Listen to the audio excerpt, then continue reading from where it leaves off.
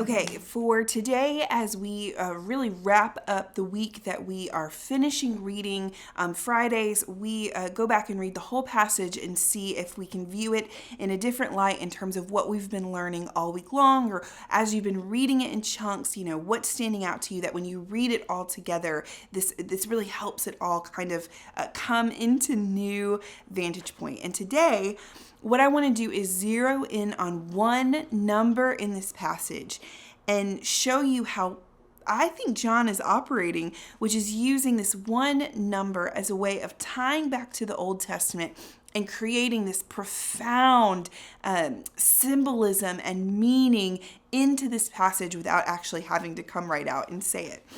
So we're going to start at verse 10. Jesus says to the disciples, they're all on the beach now, bring some of the fish you've just caught, which, by the way, did they catch the fish?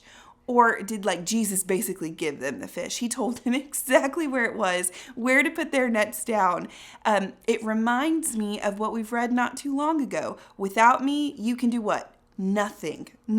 Jesus is reminding them of this truth that he taught them before his death and resurrection.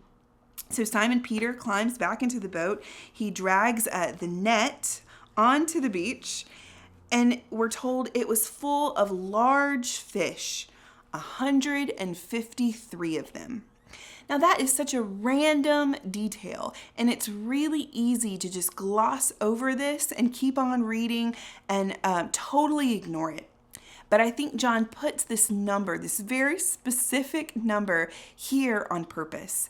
The only other time in the Old Testament that 153 is mentioned is in connection with the building of the temple. In 2 Chronicles 2, we're told about all these different kinds of workers who are constricted to build the temple of Solomon.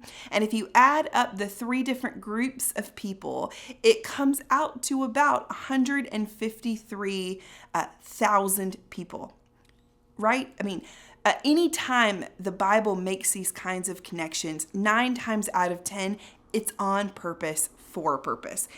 We have to learn to pay attention to these little details. They're like, what do we call Easter eggs? They're like little Easter eggs. We've been taught how to do this in our modern culture, the way that we read and watch movies. We're always on the hunt for Easter eggs. The Bible is absolutely no different. In fact, you could say they coined this way of literature and reading and looking at the world. There were about 153,000 builders of the temple. And again, John uses this number, 153, and right before it, he specifically calls them large fish. Why are they large fish? Could this be his way of using large as a multiplier of 1,000 to 153 to make that connection? It would be absurd for them to have caught 153,000 fish. This could be his way of kind of bringing that idea together. And if at this point you think I'm crazy, no, I didn't make this up. Other people, scholars, have made these connections before me too. And I think they're really valid. Why would John want to be doing this? Why would John bring these two passages together? Why would he be connecting this idea of the people who built the temple to these disciples right here on the shore with their catch of fish? Here's what I think is going on. And other really smart people, way smarter than me, have agreed might be happening here. Jesus has been talking all throughout his ministry about this new kind of people, this new kingdom that he's bringing into the world. And right here, with this catch of fish after his resurrection, when he's bringing the disciples back under his wing and bonding with them over the shared meal that was so important in Jewish culture, as he's reconciling with them and making sure that their relationship is good with him and that they know that he's good with them, what he's doing is he's establishing the workers that will essentially build a new temple.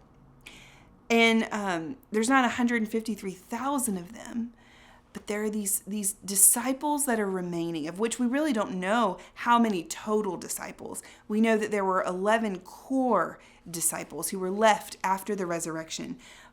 But in Matthew's gospel, in chapter 16, right at the beginning, Jesus calls Peter the rock on which all the church will be built. And I think John, this is his way of alluding to that same idea. Jesus is building a new temple. Only this time, it's not going to be a building. It's not going to be made out of stone. And it's not going to be like this place that is unmovable, that only exists in Jerusalem.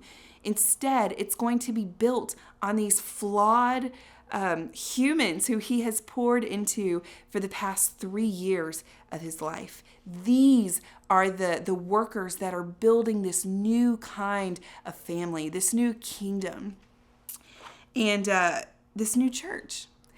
And it's amazing and so profound to me, and why I think this helps me so much to understand this passage, because you and I are part of this. Peter is the rock on which the church is built, but you and I are part of the church. We're part of this new community and this new kingdom that Jesus initiated right here on the beach and really throughout his ministry, his death, and his resurrection. We're the new kind of temple. We're not situated in one place, but we go throughout the whole world as the body of Christ, and we preach the good news. And we're not exclusive in the way that we're only operating for people of a certain kind, like they're only if they're Jewish, or only if they're this, or only if they're that, like the temple had become by the time Jesus arrived on the scene. But you and I were part of this new ethic, this new way of living when we follow Jesus. And it starts right here. Many people credit Acts as like the birth of the church, but it really starts right here on the beach with these disciples who are wondering how Jesus even thinks about them after they've run away from him and kind of seen him once or twice, but they're not really sure what's going on. Jesus here reminds them of their purpose and their commission. And John speaks through this scene, adding these details so that the readers of his gospel will see themselves as a part of this story too. Peter's the rock on which the church is built. And you and I, we get to take part in that story. We get to be part of this new kingdom that isn't limited by stone walls in a city somewhere across the ocean, but is spread here to where we are too. So what does it look like for you to see yourselves as part of this church? And how does this change the way that you think about the Bible, to know that even some of these small details have profound meaning if we're just willing to look beneath the surface and see and ask what the author might be trying to do? I hope this helps just bring out another facet of the story for you. We'll see you back here again next week for our last week in the Gospel of John.